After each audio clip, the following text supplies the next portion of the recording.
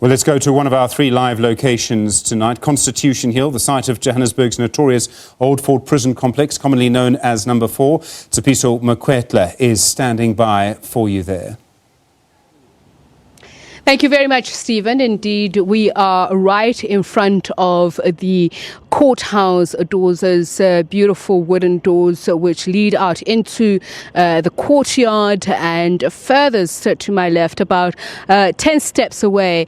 In the midst of this darkness, what you'd see is a burning flame, which is the flame of democracy, built, of course, in 2011 in celebration of South Africa's constitution, our legal instrument for our existence as a new democratic order.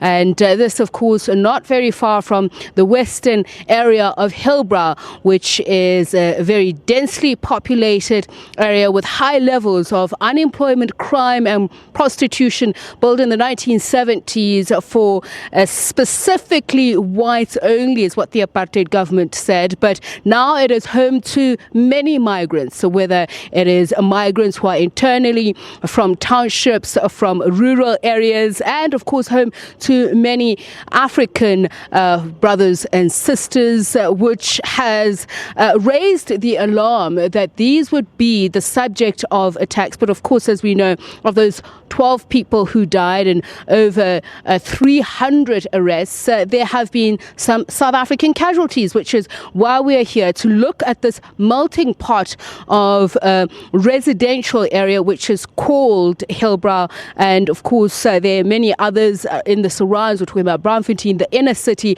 Talking now to one of the business owners who has had her business attacked. She is Lufi Koza. She is an entrepreneur. She tells us about her business with her. Patricia Maseta is her business strategist. Let's start with you, Lufi. So you have an African print shop, which is just about 3.5 kilometers away in the Maboneng district. Many people identifying with this as a new, vibrant Gauteng, certainly not the scene of violent attacks. So tell us what happened to you. Okay, well, yesterday I was here in town when I received a call from one of my employees informing me about what was happening in town, in Maboneng to be precise. And I had to rush there because I was told all our businesses were being looted at. So I rushed there, and I was there within 10 minutes actually after receiving the call. When I got there, I thought probably I would salvage something from my store, only to my surprise, the store was actually empty. They took everything that was inside. I could only save the chair and the computer. That's all I could get from my store. Were you able to establish who was behind the attacks? Were your employees able to identify the criminals? My employees were not there. I had to rush there and actually call my brothers to come so that they can be around me. But otherwise, we've lost everything, and there was nothing that my brothers could actually even help me with. So you spoke about your various businesses. Was this just the shop at this stage, or did it also happen at your other businesses? No, it was only the Maboneng store. The other store, which is at Fashion District in town, at Corner President in Troy, we had to rush there and actually just take everything that we could get hold of, because now they were around town as well. So we had to save the stock in the other store. The factory is not affected as for now, yes, because we don't know what to expect next. So tell me, why do you think that your store was attacked? And I know it's speculation, but hearing anything on the ground, do you think is because you sell African print material? That is the most obvious question, I suppose, that one would ask. It's actually funny enough you saying that. A lot of people, when they look at the brand Lufidi and see the type of clothing that I make, they assume that I'm actually a foreigner, and I'm a fellow South African. I just love this type of material, hence I chose to actually work with this type of material. But I'm a fellow South African who has employed other South Africans. So yes. So let's crunch those numbers. Have you been able to calculate what the loss to the business has been, Patricia? Yes, we have. In the Maboneng store, we've got a box called exclusive box. That box alone costs around 50,000 besides the other stock that is sitting in there. And when you look at the one which is in town, we also had to take out the stock. Therefore, it was around 200,000 on that store, and including the exclusive box plus the 100,000 that was on the floor. So you're looking at around 350 loss of sales that we could have made, and we're not even talking to taking it into cost of sales.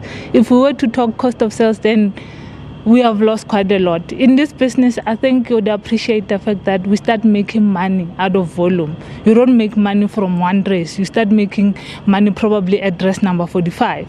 So if you look at the number of dresses that we have lost, you'll notice that we actually maybe have lost around 3 months of the cost that we could have made of the business and advance it in terms of revenue. So there's quite a lot of loss. I mean, I cried myself when I saw the pictures. A lot of people who know that I work at Lufidi as their business strategist, they had to call me. Some were sending me pictures, and I had to go down there and check on myself to say, is it really happening?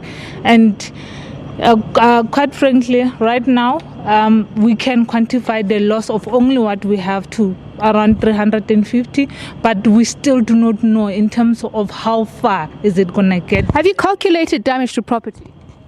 In terms of the property, we haven't went into that line, calculating the damage to the property, but to remember in a store you have aisles and stuff.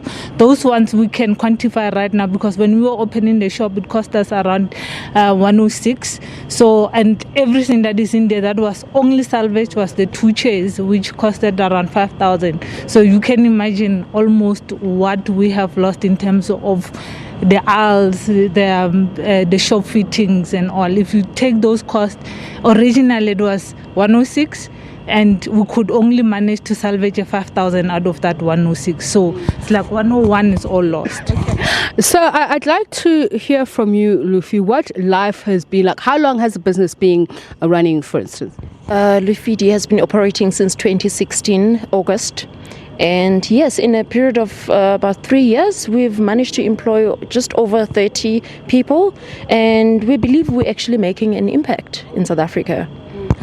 So tell me about your relationships with the shops around you. Maboneng does have a lot of foreign-owned shops and a very diverse offering in terms of the businesses as well. As a community, what is that like? Is there much interaction? I'll speak about the block where I'm trading. There's not many foreign owners. Basically, yesterday, as from one owner to another, we're just speaking amongst ourselves, and we're saying, this is a fellow South African doing this to another South African. And as those people were walking up and down, because they were still in the area, we did mention that we are fellow South Africans, and why are you doing this? And they responded by saying, we don't care, and we will show you what vandalism is. So this obviously shows you that it has nothing to do with xenophobia or anything like that related to that. It's actually just a country that is angry and hungry at the same time. So you are echoing the sentiments that have been emphasized many times, that there is more criminality than there is fear or hatred of foreigners. But I want to ask this question, and I thought as I was asking you and you were answering, that we often talk, when we say foreign-owned shops, we're looking at African-owned shops. We don't talk in the broad sense of including European, Asian, etc. owners. Yes. To me, a fellow African is, I just look at them equally as just me, because now you have to look at the South Africans that are actually owning businesses outside. When you actually convert these things, we are doing an exchange. Now, butter is very good in business. We exchange goods for goods. And to me, it's a person who's trying to help me and I'm also trying to help them. So there's no difference to me. And we're just trying to help each other. There's also foreign like they say, foreign employers who have employed South Africans, they are actually bringing a positive change towards our country as well. So yes. So Patricia, I'm actually thinking as we're talking now that everybody is looking hopefully at the Africa Continental Free Trade Agreements, saying that it's going to make the exchange of goods and services easier, cheaper. Just from a business perspective, do you see that happening now with the level of distrust that we're seeing, the vandalism, which is not necessarily aimed at foreign nationals, as some would like us to believe, as Luffy has just told us, but it is disruption of the economic participation of people at large? I'd agree fully with you there, and let's maybe just take it back a little bit on what Luffy is doing. She's doing African print. So some of the things, the garment that we are doing, we're getting them from Africa as well. So in terms of trade, that would really impact us, and people are angry. But given what Luffy is saying, I think a whole lot of what we're going through right now as a country, the unemployment and everything, it's probably an anger that's coming from, I'm a youth myself who's faced with a lot of people coming to me looking for a job, and at some point I can only help half or so. And if you look at free trade, us trading with other Africans, how are they going to look at us in the near future? That it also going to affect businesses like Luffy's one, which is bringing a business like mine in. There is no Maseto Solution Groups without Luffy D. Luffy D trades, I do their book, I give them a strategy. So if Luffy D goes, automatically I go. So if you look, and I think that's a great note. Impact on all of us. Thank you very much, Patricia, Maseta, and Luffy, because just speaking to us about the brotherhood that we have been preaching about as Africans, and how umuntu ngabantu, as they say, that we as Africans, if we want to build a better Africa, need to work together. And of course, we'll be looking at this issue around attacks against foreigners from different angles, from a diplomatic angle, from a political angle. We'll also be talking really about the etymology of the word xenophobia. Where does it come from? What informs it?